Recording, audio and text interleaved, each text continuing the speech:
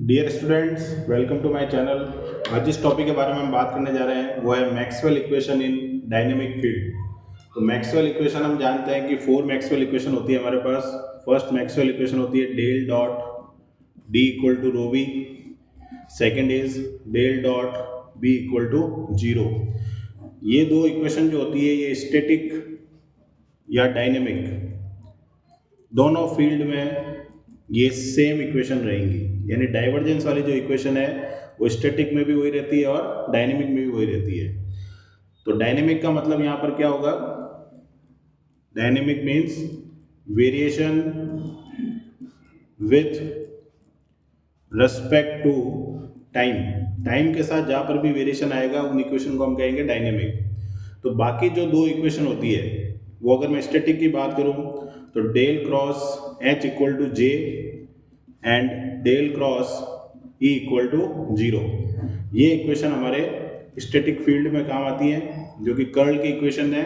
तो ये चारों इक्वेशन जो है वो स्टैटिक फील्ड के लिए है, ये दो इक्वेशन डायनेमिक के लिए। बाकी जो दो इक्वेशन है डायनेमिक की जिसको हमें इस वीडियो में डिराइव करना है वो दो इक्वेशन होंगी del cross E equal to minus del B upon del T and del cross H equal to J plus J D.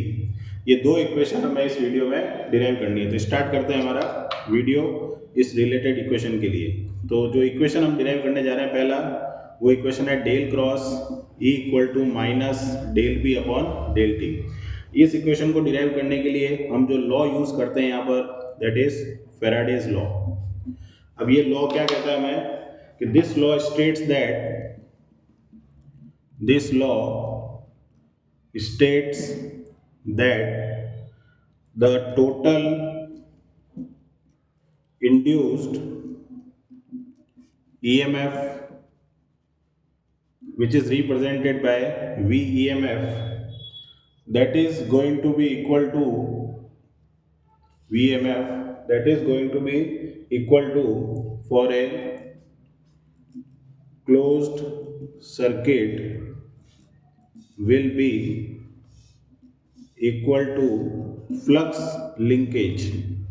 तो कभी भी हम फ्लक्स लिंकेज की बात करते हैं इसका मतलब यहाँ पर हम जो बात कर रहे हैं वो दो कॉइल्स की बात कर रहे हैं जो कि एक दूसरे के पास में है। तो एक फ्लक्स होता है हमारा म्यूचुअल फ्लक्स और एक होता है सेल्फ। तो लिंकेज जब कभी होगा तब दो कॉइल एटलीस्ट होनी चाहिए। अब यहाँ पर जो स्टेटमेंट ने कहा है उसके हिसाब से वी ई एम एफ की वैल्यू जो हम लिखेंगे that will B minus D lambda upon D T. ये हमारा फैराडे लॉ है। इसको इक्वेशन को नाम दे देते हैं फर्स्ट। लैम्डा जो है यहाँ पर वो क्या रिप्रेजेंट करने जा रहा है? फ्लक्स लिंकेज को। अब यहाँ पर मैक्सवेल इक्वेशन को डिराइव करने के लिए we know that the relation between potential capital V and electric field is. अब एक रिलेशन हम जो यूज़ करते हैं जो कि हमने मैक्सवेल इक्वेशन के लिए भी यूज़ किया है कि V का जो फॉर्मूला होता है that is E dot D L इसके बराबर होता है। अब ये जो पोटेंशियल वाला फॉर्मूला है ये हमारा क्या कौन सा इंटीग्रल हो गया? Line integral. इसको नाम दे देते हैं हम इक्वेशन नंबर सेकेंड। अब आते हैं हमारे वापस से फॉर्मूले पर। तो एक तो ये V है और ये भी हमने क्या मान लिया एक तरह से VEMF। तो दोनों फॉर्मूले जो है वो VEMF के हैं। इन दोनों को हमें रिलेट करके हमारी मैक्सवेल इक्वेशन को डिराइव करना है। तो अब नेक्स्ट पार्ट जो हमारे इक्वेशन में आएगा वो क्या पार्ट होगा कि let flux linkage lambda equal to n into psi. अब n क्या है यहाँ पर? n represent number of turns and psi that is going to represent flux. ये हमारा प्रेजेंटेशन हो गया। कैलकुलेशन पॉइंट ऑफ व्यू के लिए हम क्या करेंगे? Let n equal to 1 that means lambda की वैल्यू क्या हो जाएगी? साई। तो वी ई एम एफ का जो फॉर्मूला हमने लिखा था minus D lambda by D T that will become minus D psi upon D T. ये हमारा फॉर्मूला हो गया। इस इक्वेशन का नाम देते हैं ना थर्ड। अब साई जो है दैट इज फ्लक्स, उसका फॉर्मूला मैग्नेटिक फील्ड के लिए क्या होता है? Surface integration of B dot D S. B का जो यूनिट होता है that is weber per meter square और एरिया का यूनिट क्या होता है मीटर स्क्वायर, कैंसिल आउट होने पर बचेगा weber which is the unit of flux. तो हमें इस तरह से याद रखना है कि फ्लक्स फाइंड करने के लिए जो सरफेस इंटीग्रेशन है उसके लिए हम क्यों यूज़ कर रहे हैं सरफेस इंटीग्रेशन, क्योंकि जो बी है फ्लक्स डेंसिटी उसका जो यूनिट होता है उसके अंदर डिवाइड में मीटर स्क्वायर होता है, तो मीटर स्क्वायर को मीटर स्क्वायर कैंसिल करेगा तो वो मीटर स्क्वायर किसकी यूनिट होगी, एरिया की। तो ये जो फॉर्मूला है ये हम पुट करेंगे, पुट इन इक्वेशन नंबर 3। तो इक्वेशन नंबर 3 में अगर हम पुट करते हैं तो वी एम एफ का जो नेट रिजल्ट होगा वो क्या होगा, minus D by D T integration B dot D S. अब यहाँ पर इंटीग्रेशन और डिफरेंशिएशन कैंसिल नहीं होंगे क्योंकि डी एस जो है it is the component of either D X D Y and D Z. यानी एक तरह से हम अगर कार्टेशियन कोऑर्डिनेट ले रहे हैं तो हम अगर डी एस लिखेंगे तो या तो वो डी एक्स डी वाई होगा या डी वाई डी जेड होगा या डी जेड डी एक्स होगा। और क्योंकि ये वेक्टर है तो यहाँ पर unit vector A Z multiply में आएगा, यहाँ पर unit vector A X multiply में आएगा और यहाँ पर unit vector A Y multiply में आएगा। और बाहर जो हमारा डिफरेंशिएशन लिखा है वो टाइम के रेस्पेक्ट में, तो दोनों चीज़ें डिफरेंट है इसलिए ये दोनों एक दूसरे को कैंसिल नहीं करेंगी। अब बाय स्टोक्स थ्योरम, क्योंकि हम चाहते हैं कि ये जो सरफेस इंटीग्रेशन है उसको हम लाइन इंटीग्रल में कन्वर्ट करें, तो हमने पहले पढ़ा है कि स्टोक्स थ्योरम जो है वो लाइन को सरफेस और सरफेस को लाइन में कन्वर्ट करती है। और सिमिलरली अगर हमें सरफेस को वॉल्यूम में कन्वर्ट करना है तो हम यूज़ कर सकते हैं गॉस डाइवर्जेंस थ्योरम। तो ये जो हमारा रिजल्ट आया है इसको इक्वेशन का नाम देते हैं इक्वेशन नंबर 4। तो apply Stokes theorem on equation number 4। तो उस केस में स्टोक्स थ्योरम जो है वो क्या उसका स्टेटमेंट होता है कि ए डॉट डी एल अगर मेरे पास है तो that will become surface integration of del cross A dot D S. ये स्टोक्स थ्योरम है जहाँ पर ए कोई भी एक वेक्टर हो सकता है। तो जो स्टार्ट में हमने इक्वेशन नंबर जो लिखी थी मेंशन की थी, इक्वेशन नंबर हम देख लेते हैं कौन सी थी, इक्वेशन नंबर 2। तो वहाँ पर कौन सा इंटीग्रेशन था, लाइन इंटीग्रल। तो इक्वेशन 2 में हम अप्लाई कर रहे हैं स्टोक्स थ्योरम, इक्वेशन 4 में नहीं कर रहे हैं क्योंकि इक्वेशन 4 ऑलरेडी हमारी सरफेस के अंदर ही है। तो अब यहाँ पर मैं अगर स्टोक्स थ्योरम अप्लाई करता हूँ तो line integral of E dot D L वो क्या हो जाएगा, surface integration of del cross E dot D S. तो इस तरह से हमने लाइन को सरफेस में कन्वर्ट कर दिया, इसको नाम दे देते हैं इक्वेशन नंबर 5। अब ये जो इक्वेशन इसका पार्ट है, जैसे ये सरफेस इंटीग्रेशन हमने लिखा था इक्वेशन नंबर 4 में, और यहाँ पर भी हमारा कौन सा इंटीग्रेशन हो गया है, सरफेस इंटीग्रेशन।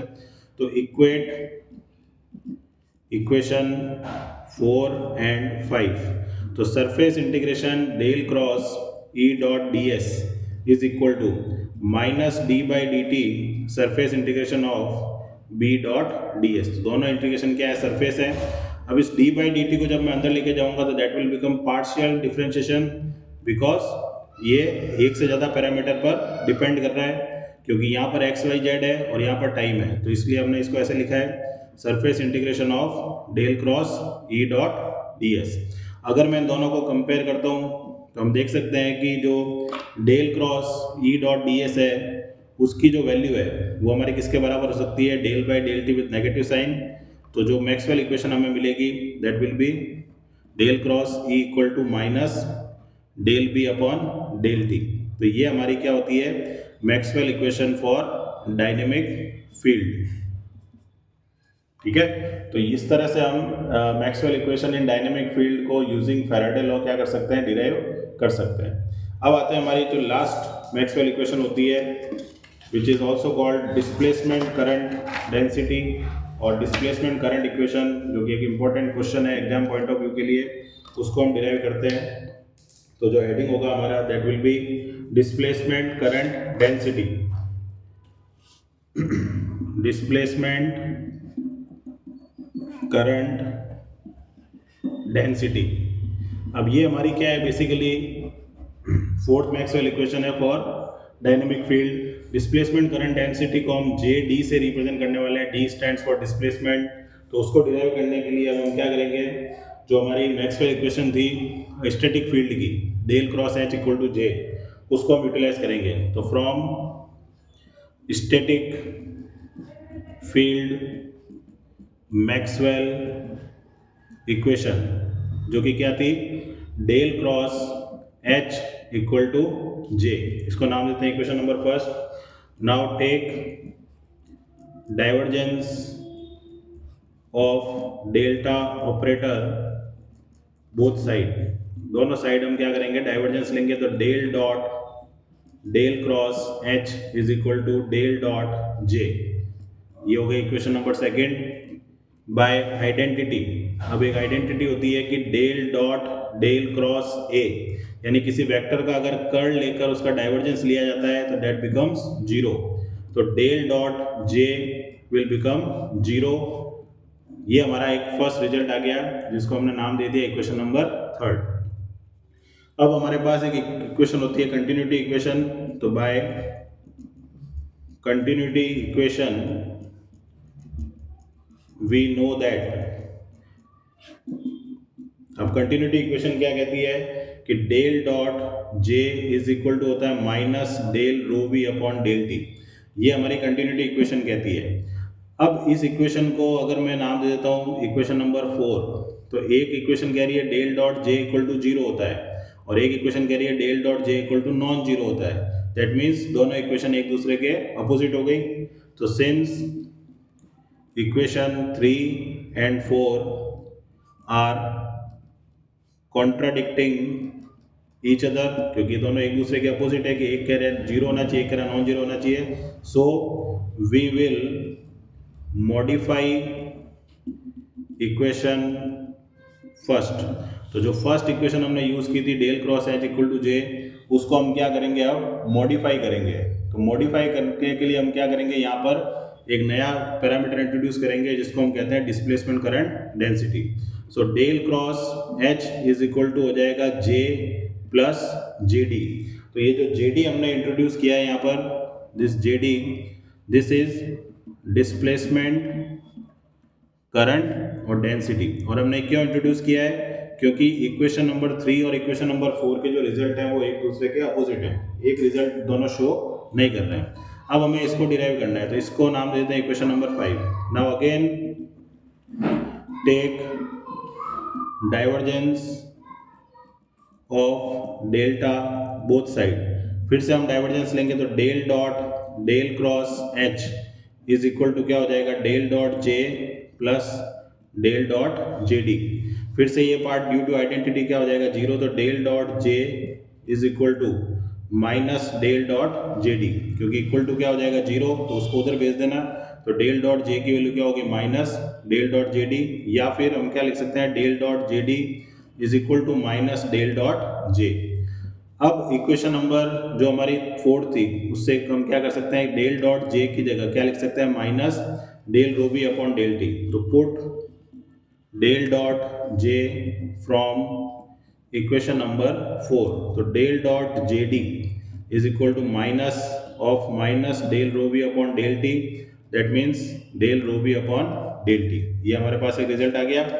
तो डेल डॉट जे डी का जो रिजल्ट आया है उसको हम अगर आगे यूटिलाइज करते हैं तो हम इसको ऐसा लिख सकते हैं अब कि del dot J D equal to हमें मिला del rho B upon del T. अब by first Maxwell equation, by first Maxwell equation we know that del dot D equal to हमारे पास क्या आता है, रो बी। तो del dot D equal to अगर हमारे पास रो बी आता है तो उसको अब अगर हम यहाँ पुट करते हैं तो del dot J D is equal to हो जाएगा del by del T of del dot D, यानी रो बी की जगह हमने क्या लिख दिया, डेल डॉट डी मेंशन कर दिया। Sorry for interruption. तो अब यहाँ पर ये वैल्यू जो अगर मैं कंपेयर करना चाहता हूँ तो डेल को मैं कहाँ लेके आ सकता हूँ, बाहर, तो बाहर लेके आऊँगा तो वो क्या बन जाएगा, del D by del T, और इधर क्या रहेगा, डेल डॉट जे डी। तो अब अगर मैं इस दोनों को कंपेयर करता हूँ तो हमें मिलेगा J D is equal to del D upon del T. D की वैल्यू हम क्या लिख सकते हैं, एप्सिलॉन ई, तो जे डी की वैल्यू क्या हो जाएगी, del by del T of epsilon E. Epsilon हमारी परमिटिविटी होती है जो कि एक कांस्टेंट है, वो इक्वेशन से बाहर आ सकता है, तो ये हो गया। तो अब del cross H is equal to formula क्या होगा, जे प्लस जे डी, जो कि हमारी डायनेमिक इक्वेशन है। जे की वैल्यू होती है सिग्मा ई और इसकी वैल्यू होती है epsilon del E upon del T. तो ये जो हमारे पास रिजल्ट आया है, फाइनल जो इक्वेशन आई है, इसको हम एक और नाम से जानते हैं मॉडिफाइड मैक्सवेल इक्वेशन, या फिर displacement current density Maxwell equation. तो किसी भी नाम से एग्जाम में पूछा जा सकता है, मॉडिफाइड इक्वेशन बताओ या फिर मॉडिफाइड एम्पियर सर्किट लॉ, ये भी इस नाम से भी पूछी गई है एग्जाम में। तो ये सब नाम हमें इस इक्वेशन को लिए याद रखना है। तो ये दो इक्वेशन थी जो एक्स्ट्रा थी डायनेमिक इक्वेशन के अंदर। मिलते हैं नेक्स्ट वीडियो में, टिल देन गुड बाय।